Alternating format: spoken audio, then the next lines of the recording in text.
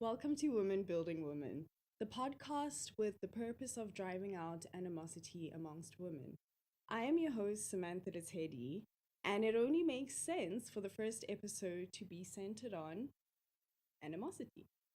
My guest and I have a history of animosity. Miss Tshegofatso Motsepe. We are both from Rustenburg, rather, and we went to rivalry high schools, which were down the road from each other, which in itself adds fuel to the fire. Between 2005 and 2010, it was the cabin crew era in Rustenburg where a group of young boys would come together, form a group, BBC, ABC, that's just made up, whatever the names were. And they would hire a cab and go to parties, street bashes, or any other event and pick up girls along the way. So they were sort of like our lift on the way to a party, and sometimes even pick up girls at the party. So there was a specific crew that I hung out with. I wasn't really much of a bad girl, but that was actually my first time hanging out with people. And this specific crew, I knew two guys from the crew, and I met them through Mixit, because that was the Mixit era as well. And they invited me. We went to Sun City, and a cab was literally a taxi. It's referred to a taxi in South Africa, a 16-seater taxi. And we went to Sun City. It was the summer awards, but we weren't really going to the awards. We were just going to chill at the gate because kids in their adolescent stage, they were all about that. So one of the guys in that crew that I used to chat with on Mixit was actually someone that Tshego was involved with. I didn't know that, but also he was just a friend. And honestly, I wouldn't even label him a friend. He was just a guy that I used to chat with on Mixit. I mean, on Mixit, we had random conversations. So it was just that. But Tshego found out about this, and she somehow got me on Mixit. I honestly don't even remember how you get people or how you got people on Mixit. And she found me on Mixit and she started telling me off. She was so mean. She was so rude. She was like a cyber bully. And I was even terrified. I'm like, I hope I don't ever get to meet up with this lady because That's a lie. that's how I remember it. But I I have was my side of the story to tell. My time will come. I'll vindicate myself. And I was like, I am terrified. I do not want to bump into her because if it ever happens, she'll probably slap me. And I am such a little sissy. I can't even fight. But anyways, a couple of years later, we went to UJ together. She was actually studying law and I was studying accounting. And we were in the same accounting class. And at that time, we even forgot about all the beef. And I remember she was at my 21st and I was standing there. It was speech time and I was telling everyone about Tshego and how we started out as enemies. But now we are friends and she's at my 21st. And that's the thing about animosity, right? You meet this woman for the first time, all you know is their name, and you have concluded in that moment that you don't like them for whatever reason or no reason at all. You don't know where they come from, what they've been through, and what it took for them to get to where they are at this very point. But because of what you see and what they have achieved, you somehow find a reason to not like them. And sadly, as Black women in this country, you are at the bottom of the food chain. In the workplace, you have to have a high qualification in order to be considered.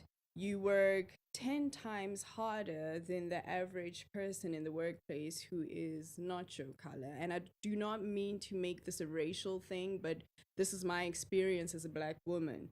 You work 10 times harder, but still you are not good enough and most likely get paid the least.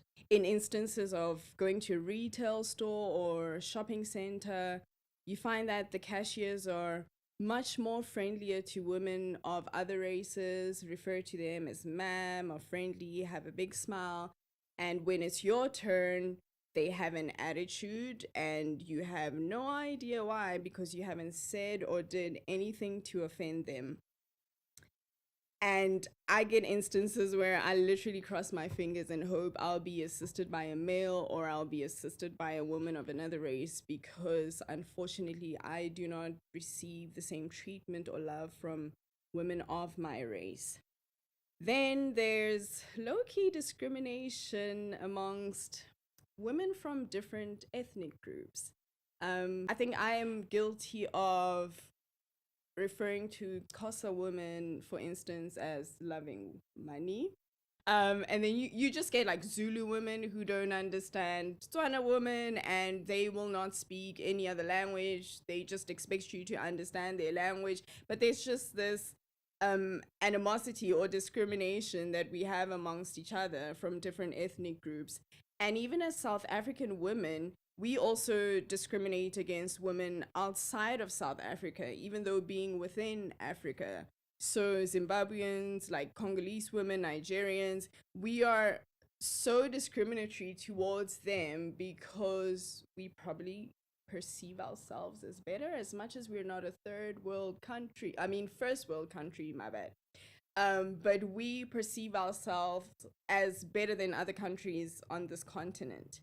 And over and above all that animosity, then there's so many other factors that are against us as women in general. You have your gender-based violence, trafficking, rape, the list goes on. And in a world that we have so many factors that are against us, we are still hard on one another. Share a moment or experience that made you realize how animosity exists amongst women for no reason. So I think I've been very lucky to not experience any animosity in the workplace, where a lot of women have experienced animosity. But for me, it's more in social settings. And it's really so annoying that this conversation and this topic is still happening years later, where you go into a social setting, there's girls and guys, and you get there, and the guys actually so much more welcoming than women would be. And that's not because the niggas are trying to end, but the guys are just being genuinely nice. Yeah. And you don't even know most of the people there, and it's already like you have anxiety going into spaces where you're not really familiar with the people, first of all. That's me personally. So when I get to a space, I really hope that the woman would be more welcoming, but it's always opposite. And the woman would always have this animosity. You can see when you're greeting. To tell you, on Wednesday, I went to a friend's birthday party, and I greeted, okay, I know most of the guys there because they're like my niggas. I greeted them, but in the midst of it, I know this girl, like we've known each other for 2 years. Like, and not to say we're friends, but we've got common friends. So we're always together. And so she's sitting down on a lower chair. And when someone comes to greet, you already automatically assume the standing position to give them a hug back, especially if you can see that they're hugging everybody. And she just sat there, right? So I opted to bend down to give her, and she looked at me in like what are you doing, and and I just was like, oh, okay, cool. And I just continued. First of all, that was embarrassing because it was in front of everybody, guys especially, and I felt really like, wow, like, why, even if you didn't want, just give me a damn hug, okay? And you can rather say, but when you know someone and you guys are good, why would you do that? Now you can imagine in a space where you don't even know the girls and they're giving you that kind of energy. Imagine it coming from someone you know. It was worse. It was just I just sat there and then I was like, I don't know what just happened. Yeah. And that just annoys me, because then it creates continued animosity. It creates the narrative that women just don't like each other. And that's just one of them. But we all know the scenario. The bride scenario, I think people just think you're trying to come take their men. And that's mostly never the case. If I'm a hot girl, I'm a fine girl. There's nothing I can do about it. But chances are, I'm not even there for that, But women give a lot of anxiety to other women. Yeah, they do. And it's exactly what I was saying earlier on when we were speaking off record about your brother's wedding. Yeah. I got there. I knew most of your friends, and only 3 out of Lord knows how many they were very welcoming and warm. And oh my gosh, Sam, haven't seen you in a while. We see you on social media, looking great, you know. But then the others, even though I had engaged with them before, they didn't say much to me. And I received like certain looks as well from them, and I'm like, okay, what did I do to deserve this? And also, I was with Jules, and people were probably asking themselves, who's this nigga? Is he colored? Is he what? And what the hell is she doing with him? Because there's that thing as well that I've noticed here, because we're so used to, for instance, colored people generally date colored people, Indian people, the same thing, like they keep it within the same tribe. But as soon as you go outside of that and you see someone white with a black woman, it's like, whoa, how did that happen? You know, so that's another thing. But like, does it matter who I'm dating? Do you have to be this way towards me because of that? And there's so many reasons that women have to just hate on you. Um, I remember there was this one time I went to a clinic in Midrand because I used to stay in Midrand. So then afterwards, I was like, oh, I don't feel like changing clinics, so I'll just keep going there. I fetch my contraceptives there. And I get there, and I hadn't been there for a while. So previously, I just got them like off the counter from like Discam or Clicks or somewhere. So now finally I go, and obviously because that date has been missed, it's like, okay, but what if you're pregnant, you know? But instead of saying it's procedure that you take a pregnancy test, etc., then we determine whether we can supply you with these pills. This lady, this nurse, she looks at me, guys, if looks could kill. She gave me this terrible look, and she's like, yes, it's girls like you who are busy prostituting out there, and then you come here pregnant and you want to kill a baby. And you expect us to give you pills to kill these babies? We're not doing that. I'm like, that time I'm thinking, do I even look like a prostitute? But I don't even know how a prostitute looks like, but okay. And then I was like, you know what, it's fine. I'll go and buy a pregnancy test at Clicks because it was not so far from the clinic. I'll buy a test, I'll come back, we'll do the test, and then you'll obviously determine that I'm not pregnant and supply me with these pills. But the thing is, after that, I was left so hurt. Like, even though I didn't know this woman and she doesn't know me, but I was crushed to the point where I just walked to my car and I left. But again, it's like, lady, you don't know me. Your job is to supply me with pills or explain what I should do in order to get them, and we do that. That's it. There was no reason for you to be so rude. And then there's another instance where, so I'm just giving you different examples. Here at the complex, when we have load shedding, because there's not really much to do in the house, we sometimes chill outside. So usually I chill with the guys outside. So we sitting there just having like general chats, and then the one guy, we leaning against the car, so like he's next to me, but like there's nothing to it really. And then his girlfriend comes. So she comes, she looks at us. She gives me that look, you know, when you look at someone from top to bottom. She's sizing you up. Yes, exactly. And then she pushes me. She says I'm in the way. She needs to open the door. And then I step back, and I'm like, you know what, Samantha, don't engage. Like, just step back, let her do what she needs to do, and leave it at that. And that's another instance. Like, you don't know me really. Yes, you know me from seeing me at the complex, but because now in your head you think I'm next to your boyfriend, I'm probably a threat. So that gives you, you know, that reason to act that way towards me. So yeah, that's what we are dealing with. The next question I wanted to ask is how you reacted in the situation. So you said you told yourself, okay, I'm gonna lean down, I'm gonna hug her, but she still gave you those vibes. Did you speak to maybe your mutual friend afterwards, or try to just have a chat and ask like, what's wrong? Is, you know, what's going on? The last time I checked, we were okay. Did you do anything of that sort, or did you just let it go and tell yourself, this is just how women are towards each other? We're just gonna let it be. Yeah. No, actually, I just let it go. Hey, I just sat down. So my cousin saw everything that happened. And then, she was just like, oh, she was just trying to speak out about it. And I literally said,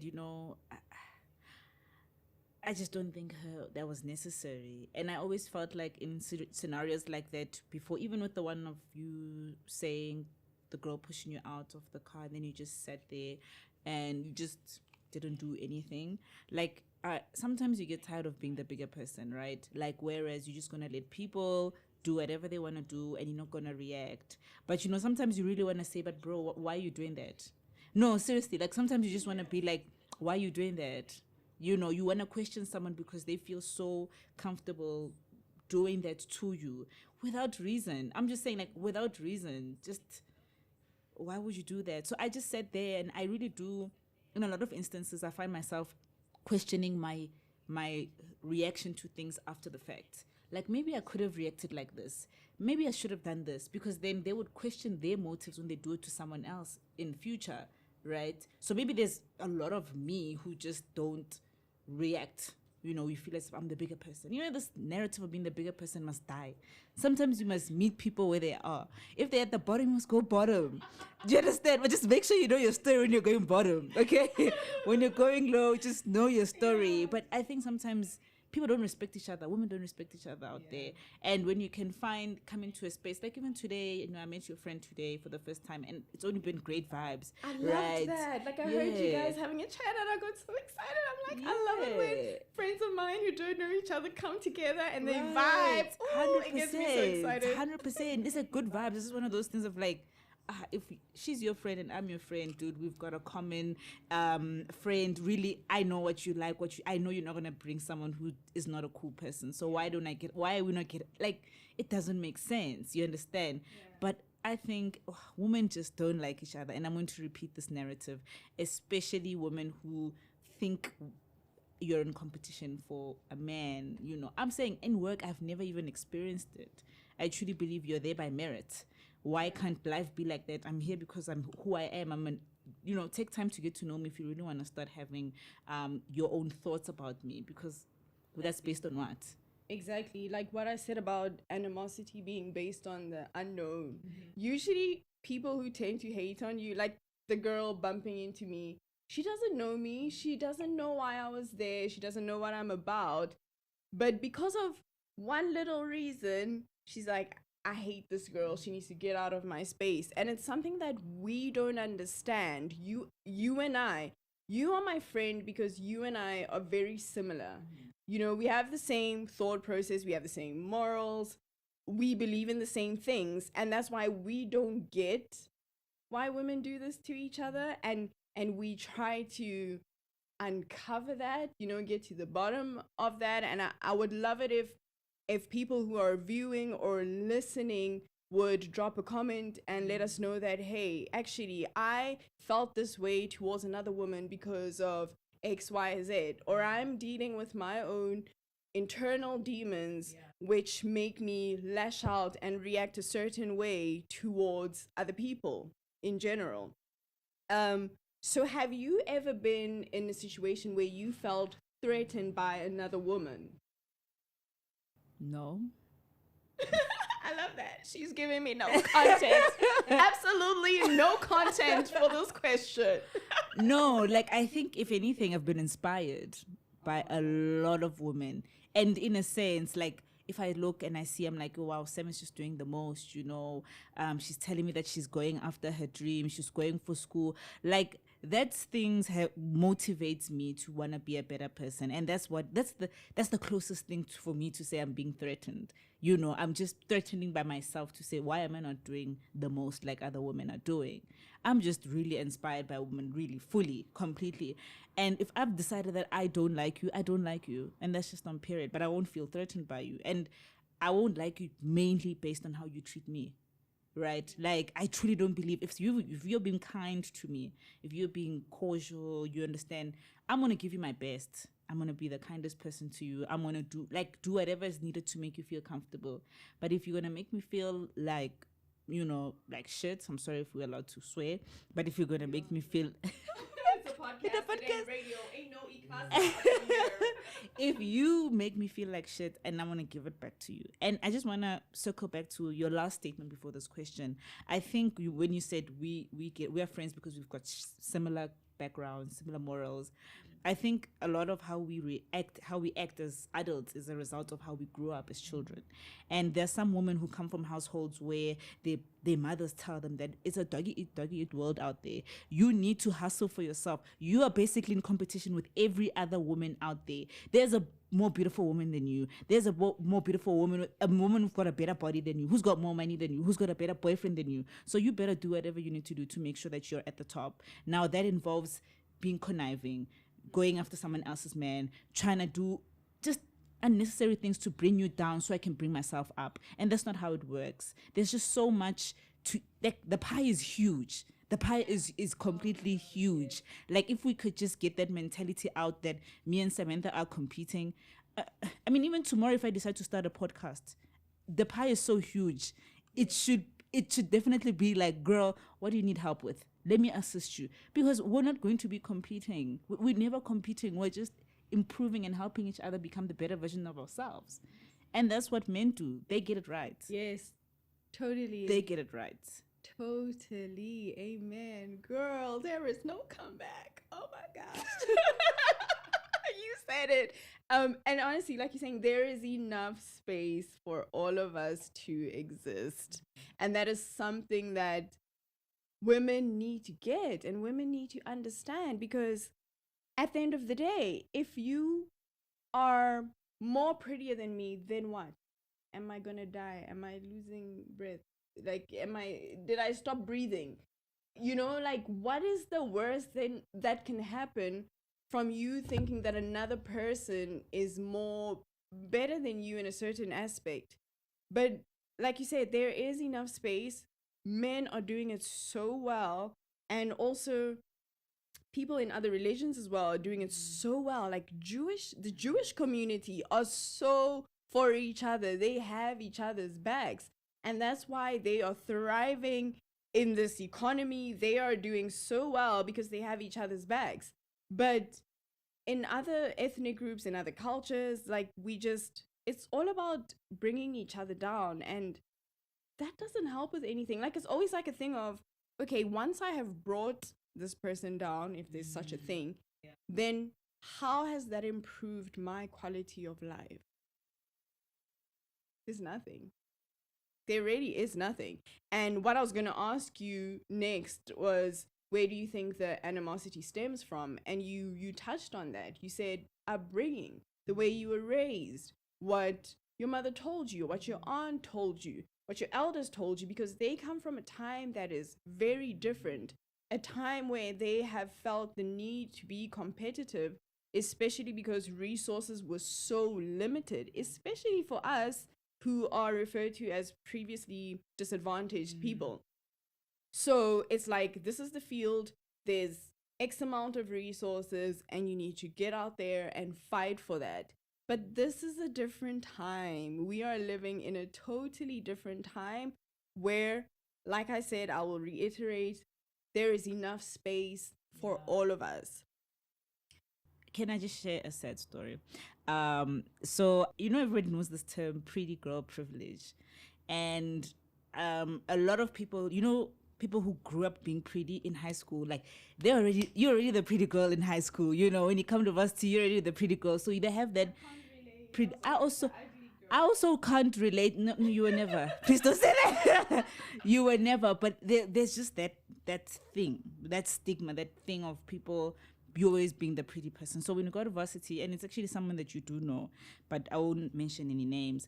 And I think maybe in our third year, a common friend of ours, literally, she just came with the tea, child. Like, she's like, this girl has been saying XYZ about you. So she basically said that, first of all, so she's genuinely a beautiful girl, right? Like, you have your, genuinely, like, yeah, if people are gonna, yeah, no, definitely. But I think because she grew up being the pretty girl, she seeked a lot of validation from people. And seeking validation means guys approaching her. Like, so she would not understand why we would go out and guys would not talk to her. There was a time she literally told a friend of ours, she's like, I think guys only talk to Tshegofatso so that they can get to me because they must like her personality because there's nothing to her. Right? Wow. I promise. I promise. And so guys, to this day we're still friends. I'm still dealing with removing that friend, okay?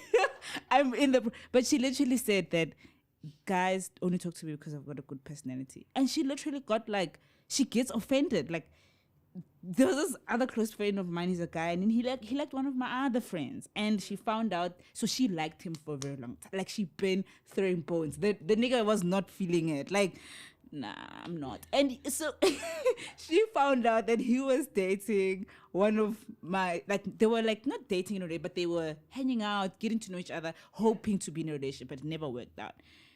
When I saw her, and so the friend told her, hey, you know, me and this guy, we're actually doing this, what. Okay, no, that's great. And she comes to me. First of all, she was crying, right? She was crying. First of all, she cried that what she put is that I didn't tell her that he's and her, like, they're having something. And first of all, I told him, like, that's not my place for me to tell you. Your friend should tell you, but whatever. And I think deep down, she couldn't believe that he liked her, not her, because she deems herself more prettier than our other friend. So you see this whole thing of pretty girl privilege that's going around. It's a term that is being misused. Yes, I do know that. I am aware that if you're pretty, you get away with a whole lot of things. And I also think that's when other women hate on another woman. Because if I would say, I'm like, oh, how does Sam get a man like Jules, right? How do you, like, now I'm trying to diminish who you are, not fully understanding, you know, not saying, Sam, girl, that nigga, he literally caught a W with you. Do you understand? So now it's like, I'm definitely improving a man's stature by making, oh, how does Sam get a Jules, as opposed to saying, man, Jules, he got a W there. So this is, I'm like, that's a really a sad story, which, you know, it's like, oh damn, you know, your own friend, like, I feel as if my friend is jealous, right? It's completely just jealousy. But when I ask her, she'll never say it. But it's like, I don't understand why. Why do you want to then be my friend? Why do you want to be in my life? Dude, I have nothing to add to you. Clearly, you're better than me. And that's the thing. But people want to keep you closer so that they can see how they can, you know, measure up. And the thing is that you'll never be better than me because you're already automatically assuming that you're better than me. So it's like, I don't have any beef with you. I'm just living my own life. You are out here figuring out what am I doing, who am I doing, etc. Focus on yourself and catch your W's, girl. Like, don't focus on anybody else. So yeah, that's just one of that. I've had a tough time with friendships over the past few years. Let me tell you, girl, you are a hot mama. Thanks, girl. Beautiful inside out. Thanks, girl. Don't let any other person say anything, otherwise they are dealing with their own insecurities, and let them fight that. And our next episode is called Flourishing Friends Gain Fake Friends, which is something that we're going to do a deep dive on. So we're going to get onto that friendship topic in the next episode. So just to conclude on animosity, how do you think we can change the narrative as women? How do you think we can drive out animosity? That is a deep question. How do we drive out animosity? I think, first of all, we just need to stop being in competition with each other. That's the first one. Like, be about yourself, man. Like, be about your paper, be about improving yourself, and really being a good person to the next person, irrespective. And I always think, like, the best way to beat animosity is with kindness. If someone comes in with their nasty attitude, give them kindness. They will be so shocked that they kill them with kindness, child. They won't even know what to do and how to react and whatever, because people think that you're so concerned about their lives that if they become bitches, you're gonna sit there and cry the whole day. No, not anymore. So really, I think people must just really focus on themselves. It's up to us to be assisting the next generation to not have this unwarranted animosity against women.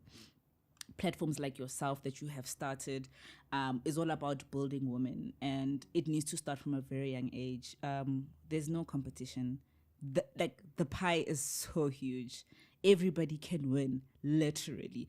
Find what you're good at, find what makes you happy, and win with your friends, win with women. Like, we can create, women are the smartest, like, species alive. Like, the difference with women and men is that men know their strengths and they make it work. We are like a culmination of all these men. Women make things happen. They say it, behind every successful man is a woman, right? Women are successful, it's not because there's men behind them, but it's because that they can do it. And we can achieve a whole lot more if we can just stop with this animosity nonsense that exists. And to add on to killing them with kindness, I think I once told you about the story where I went to a certain store, and the cashier there, she had an attitude. I didn't understand what was going on, and it's one of those stores that are very pricey. So I'm spending a lot of money here. Exactly. You gotta treat me like royalty. And then I asked her, I'm like, "Are you okay? What's wrong?" And she's like, "I'm so tired. I'm only knocking off at this time." Like, just now starting to share what's wrong. And I was like to her, "You know what, girl? The fact that you are here every single day and you make it out alive, you only have X amount of hours left. You've done so great so far. And it's only this little bit that is left. And you're going to be out here and you're going to get to go home and rest." And she's like, "Yeah, actually, I didn't realize the time." And then she starts, like, warming up to me. And so in that, we just avoided a whole lot, because I could have left it like that or given her attitude as well. And then I leave the store and we both feel like, just had to deal with a bitch. Yeah. But in that moment, I decided, let me try to find out what's going on with her, because it might be something else and it's not really directed towards me, or it's nothing that's against me. So that's another thing that we need to do, over and above kindness, yes, but also trying to find out what a person is dealing with, because that could be the reason that they are treating you the way that they are. Yep. 100%. Life is not easy for everybody. I guess we're just fighting for ourselves every day. I mean, you just have to show up for yourself and understand, yes, everybody's going through so much, but in as much as we are taking this narrative and saying being kind and everything, you'd also want it to be reciprocated to you back fully. It's not nice to be in an environment where you're felt to feel, less than, or your efforts are not appreciated. You're a human at the end of the day. So always having to show up, be kind, be nice can sometimes be tiring. Really, it can. Sometimes you just want to say, "Oh, you know what? You know how Tupac, I don't know if you guys know that Tupac at this song to Biggie Small, where, he's like, fuck Biggie Small, I fucked your mom, I fucked your wife, you guys know that, right? Hit him up, right? Like, I get it, like, I got him, like, he was angry, sometimes you want to be like, hit him up stuff, but, it doesn't help the narrative of trying to be the better person. It doesn't. Yeah. So, thank you so much for joining me. You have been such a pleasure. You have given us so much insight and shared so much. And I hope that people listening or watching, especially women, that they get to do some sort of self-introspection and think about the things that we've touched on, and try to work on what is causing all of that animosity towards others, and try to rather build relations rather than hating on one another for no reason. 100%. Thank you so much, Sam, for having me. Truly, this is such an amazing platform that you have going on. Thank you. I really hope that it continues to touch many women, and the spirit and the message behind us, it just flows through and it comes back to you tenfold. Like, goodness and mercy will follow you fully. Thank you.